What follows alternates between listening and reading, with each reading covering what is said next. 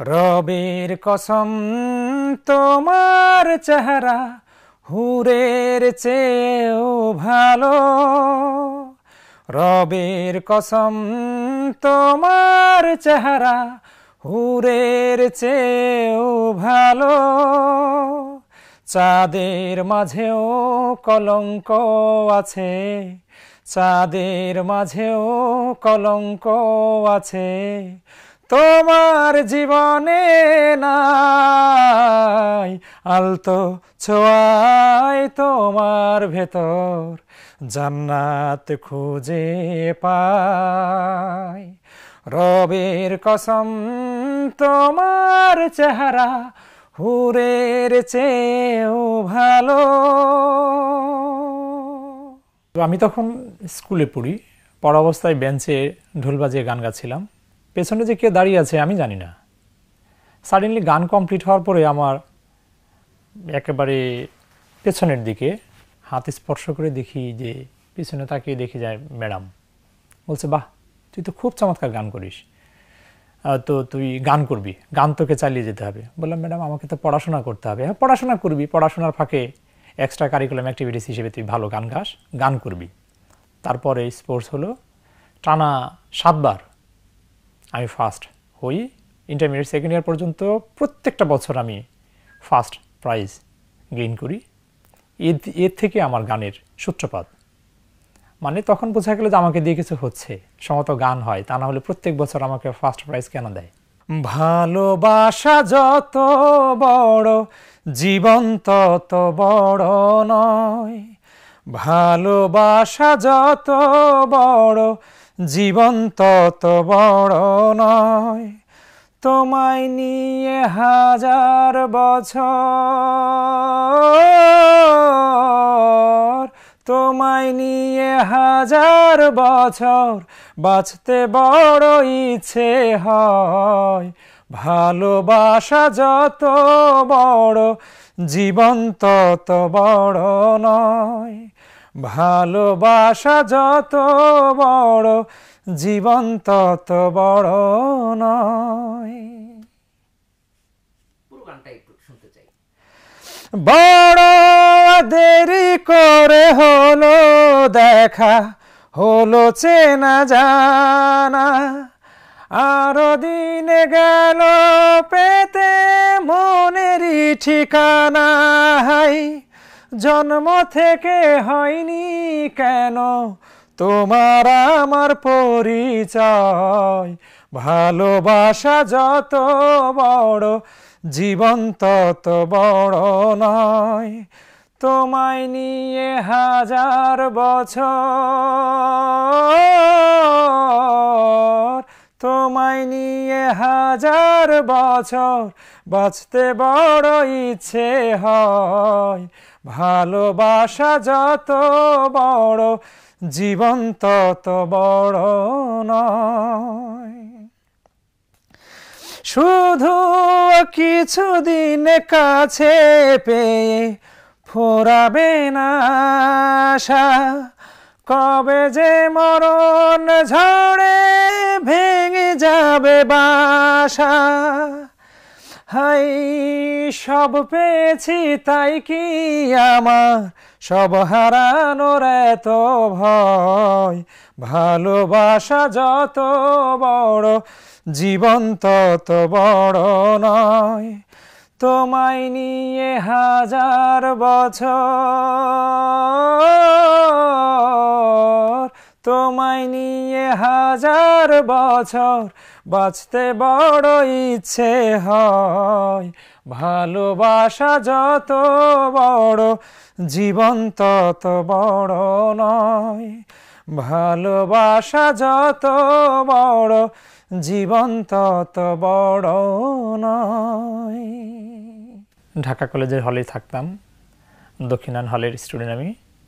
সেই সাথে হিসাব বিজ্ঞান ডিপার্টমেন্টে পড়াশোনা করেছি। এই হলের স্মৃতিগুলো একটু ভিন্ন। বিভিন্ন এলাকার লোক, বাংলাদেশের 64টি জেলা থেকে আগত সব স্টুডেন্টই ছিল। আমার কতিপয় বন্ধু ছিল যারা আমাকে নিয়ে খুবই, অনেকে, একজন আছে তানভীর যিনি আমেরিকাতে থাকে, রবি আছে, ওয়াহাবুল ইসলাম আছে আমার সবচেয়ে কাছের। তো এরা আমার গান বিভিন্ন জায়গায় প্রচার করত। ডেইলি স্টার যখন আমি ডেইলি স্টার থেকে যখন একটা অ্যাওয়ার্ড পাই, এটাও কিন্তু ঠিক এভাবেই হয়েছে। আমি গান লিখে দিতাম, বন্ধুবান্ধবরা গান ছিনিয়ে যেত যে অনেক ভালো লিখেছিস, খুব চমৎকার, ট্রিমেন্ডাস গান। বাংলাদেশের অনেকের পেছনে ঘুরেছি, তবে আমার আইডল হিসেবে গীতিকবি মোহাম্মদ রফিকুজ্জামান, তাকে আমি সবচেয়ে বেশি কাছে পেয়েছি, তার সান্নিধ্য। তিনি আমাকে সবচেয়ে গুরুত্বপূর্ণ বিষয় হচ্ছে হাতে লিখে গান কিভাবে লিখতে হয়, ছন্দ, কাব্য। ছন্দ তো আমি কোনো এক সময় জানতাম না, মোহাম্মদ রফিকুজ্জামান তখন আমাকে শেখালেন ছন্দ 3 প্রকার, স্বরবৃত্ত, অক্ষরবৃত্ত, মাত্রাবৃত্ত। এগুলো দিয়ে আমি তখন গান লিখি, গানের কাব্য কী করে আনতে হয়। মোহাম্মদ রফিকুজ্জামানের একটা বিখ্যাত গান আছে, মাঠের সবুজ থেকে সূর্যের লাল, বাংলাদেশের বুক এতই বিশাল। এই গানটা লিখে আমি তখন বললাম যে খুবই চমৎকার। তো তখন দাদা আমাকে বললেন তুইও লিখতে পারবি, দেখ না চেষ্টা করে। তখন আমি লিখলাম যে সবুজের বুকে রাঙা সূর্যটা গৌরবে উঠে হেসে, সুখের সীমানা ঘেঁষে রূপসী বাংলাদেশে। মাঝে রাতে পাশে জেগে কে থেকেছে, ব্যথার সাগরে তরি কে বেছে। মাঝে রাতে পাশে জেগে কে থেকেছে, ব্যথার সাগরে তরি কে বেছে। ভুবনে সে প্রাণ প্রিয় একজনা, তুমি নিশি রাতে আলো আমার মা, তুমি নিশি রাতে আলো আমার মা। মায়ের আঙুলে ধরে চাঁদ দেখে, স্নেহের আঁচলে সুখ ছোঁয়া মেখে। মায়ের আঙুলে ধরে চাঁদ দেখে, স্নেহের আঁচলে সুখ ছোঁয়া মেখে। কলি থেকে হয়ে উঠে ফুল, খুঁজে পাই জীবনের কুল। নামাজে সে মোনাজাতে আরাধনা, তুমি নিশি রাতে আলো আমার মা। মাঝে রাতে পাশে জেগে কে থেকেছে, ব্যথার সাগরে তরি কে বেছে। ভুবনে সে প্রাণ প্রিয় একজনা, তুমি নিশি রাতে আলো আমার মা। পুরস্কারের মাত্রাটা এখন অন্যরকম, অন্যভাবে তো মানুষ ট্রিট করে। সেক্ষেত্রে আমি মনে করি ডেইলি স্টার, স্ট্যান্ডার্ড চার্টার্ড অ্যাকাউন্টে যে পুরস্কারটা পেয়েছিলাম সেটা ভালো, কারণ সেটাতে ৭৫,০০০ টাকা দিয়েছিল। এখন পুরস্কার তো মানুষ বিবেচনা করে কে কত টাকা দিল তার উপর, এখন তার ক্রিয়েটিভিটির উপর পুরস্কার মানুষ বিবেচনা করে না। মানুষের পুরস্কার পেয়েছে অনেক, ভালোবাসা পেয়েছে অনেক। এমনও হয়েছে যে এই স্টেজে গান করতে গেছি, আমার জন্য খাবার নিয়ে এসছে, খাবার রেখে দিয়েছে, স্টেজে গান করা শেষ তারপর সে খাবার খেয়েছি। এই ভালোবাসা তো তুলনা হয় না। শেখ সাদী খানের কাছে তালিম নিতে যাই মালিবাগের একটা স্টুডিওতে। তো দাদা আমাকে যেটা বললেন যে শিল্পের কোনো প্রতিযোগিতা হয় না, আর শিল্পের প্রতিযোগিতা যদি করতে যাই সেটাতে রিয়েল শিল্পটা খুঁজে পাওয়া যায় না। হানিফ সংকেতের সাথে আমি পুরোটাই একমত যে এগুলা ট্যালেন্ট হার্ড, কিন্তু ট্যালেন্ট ধরে রাখতে পারে না, থাকে না। অনেক আমরা কম্পিটিশন দেখেছি, অনেক ভালো ভালো সিঙ্গার এসেছি, কিন্তু টিকে নেই। তো শিল্পের, কারণ আমি আমার মনের মাধুরী মিশিয়ে কিছু তৈরি করব, ক্রিয়েট করব, লিখব, ছন্দবদ্ধ লিখব, সুর করব, আমি গাইব। এখানে যদি কেউ স্পেস দিয়ে দেয় যে এটা এইভাবে করতে হবে, এইভাবে করতে হবে, এমন করতে হবে, তেমন করতে হবে, সেটা তো আর স্বাধীনতা থাকলো না। এখন রিয়েলিটি শোতে যদি আমি যাই এই গানটা করতে হবে, সেই গান করতে হবে, একটা লিমিটেশন দিয়ে দেয়, একটা ব্যারিয়ার দিয়ে দেয়, আমি সেটা মানতে যাব কেন? শিল্প মানে কি? আমার ভুবনে আমি আমার রং তুলি দিয়ে আমি আঁকবো, আমার যেটা ইচ্ছা। আমি ওই কুকিল গান করে, কুকিলকে কাউকে জিজ্ঞেস করে যে আমার গান কি আপনার পছন্দ হয়েছে কিনা, আমার গান আপনি শুনেন কিনা, তার ভালো লাগে সে গান করে, তার গান আমরা শুনে বলি কুকিল কণ্ঠী, মানে কুকিলের স্বর ভালো, তাই আমরা শুনি। এখন আমি একজন ক্রিয়েটিভ লোক হিসেবে যদি কাউকে প্রশ্ন করা হয়, আমাকে করা হোক বা যে কাউকে করা হোক, সে তো ডিরেক্ট বলবে যে আমার তো স্বাধীনতা চাই, আমি গান লিখব, আমি গানের সুর করব। আপনার যদি ভালো লাগে আপনি শুনবেন, না হলে শুনবেন না। দু চোখে তোমায় দেখে এ বুকে তুলিতে কে, জীবন সাজানো ভুবন পেয়েছি, সুখে থেকে সারাক্ষণ সুরভি ছড়ানো প্রেমের বাগানে ছুঁয়েছি তোমার মন। ও সুরভি ছড়ানো প্রেমের বাগানে ছুঁয়েছি তোমার মন। আবির রাঙানো দুটি গাল মাঝে গোলাপের রূপে বাঁকা ঠোঁট, ক্ষণিকে আড়াল হয়ে গেলে তুমি প্রাণের গহীনে লাগে চোট। তোমার ছায়ায় থেকে আগামী সাজিয়ে রেখে স্বপ্ন বুনেছি বুকের পাজরে, গড়ে তুলে মায়াবন সুরভি ছড়ানো প্রেমের বাগানে ছুঁয়েছি তোমার মন। ও সুরভি ছড়ানো প্রেমের বাগানে ছুঁয়েছি তোমার মন। রূপালী জোছনা সারা দেহ জুড়ে, কালো মেঘে ঢাকা খোলা চুল, প্রতিটা প্রহর শুধু তুমি করে, গোছানো কাজেও করি ভুল। সুবাসে তোমায় মেখে রেখেছি হৃদয়ে ঢেকে, আধার সরিয়ে বুকের পাজরে করে মহায়োজন সুরভি ছড়ানো প্রেমের বাগানে ছুঁয়েছি তোমার মন। ও সুরভি ছড়ানো প্রেমের বাগানে ছুঁয়েছি তোমার মন। সময় কাটানা যে গানটা যে লিখেছি, এটার একটা কারণ আছে। আমার তখন সরকারি চাকরি হয়েছে, তো সরকারি চাকরি জয়েন করার আগে মেডিকেল রিপোর্ট জমা দিতে হয়। তো আগারগাতে মেডিকেল রিপোর্ট করতে গেছি, করে দাঁড়িয়ে আছি। একটা হাজব্যান্ড তার ওয়াইফকে বলেছে যে তুমি এখানে থাকো, আমি কিছু ঔষধপত্র কিনে আনি। হাজব্যান্ড গেছে, ওয়াইফ অনেকক্ষণ দাঁড়িয়ে আছে, হাজব্যান্ড আর ফিরে আসে না। তখন আমি ওই মহিলার দিকে তাকিয়ে ভাবলাম যে এখানে যদি আমি থাকতাম তাহলে আমি কি করতাম। তখন আমি লিখলাম, সময় কাটে না তুমি হীনা প্রিয়তমা, আধারে জীবন গেছে ঢেকে, পারো যদি করো ক্ষমা, সময় কাটে না তুমি হীনা প্রিয়তমা। তোমায় দেখে স্বপ্ন একে বাষ্প হয়ে সাদা মেঘে খোয়েছি আমি, শূন্য থেকে বৃষ্টি হয়ে তোমার ঠুটে বয়েছি আমি।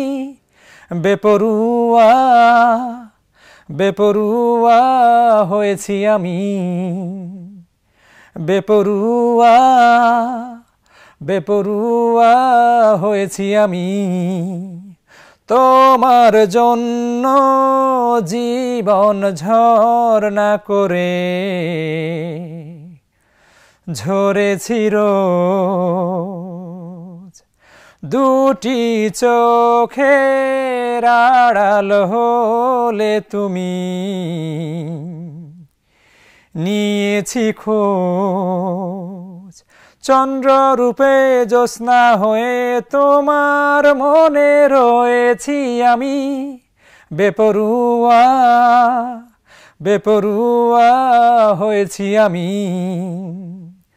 তোমায় দেখে স্বপ্ন একে বাষ্প হয়ে সাদা মেঘে খোয়েছি আমি, শূন্য থেকে বৃষ্টি হয়ে তোমার ঠোঁটে বয়েছি আমি, বেপরুয়া বেপরুয়া হয়েছি আমি। বাংলাদেশের যে অডিয়েন্স মুড, এটা কখন কোন পর্যায়ে যাচ্ছে এটা বলা কঠিন। নজরুল ইসলাম যে গান লিখেছেন, তিনি একটা জায়গায় লিখেছিলেন ক্ষুধার বক্ষে মারি লাথি, তার জন্য তাকে অনেক কষ্ট সহ্য করতে হয়েছে। আমরা যারা লিখি আমরা স্বাধীন, আমাদের কলম উন্মুক্ত কিছু লিখতে চাই, পুরনো যেটা নাই নতুন কিছু দিতে চাই। এর মধ্য থেকে যদি এই আমাদের যে উত্থান, আমাদের ধর্মেরও কিছু বিষয় আছে, সেখানে আমাদের কিছু ব্যারিয়ার আছে, কিছু লিমিটেশনস আছে, সেগুলো আমাদেরকে ফলো করতে হয়।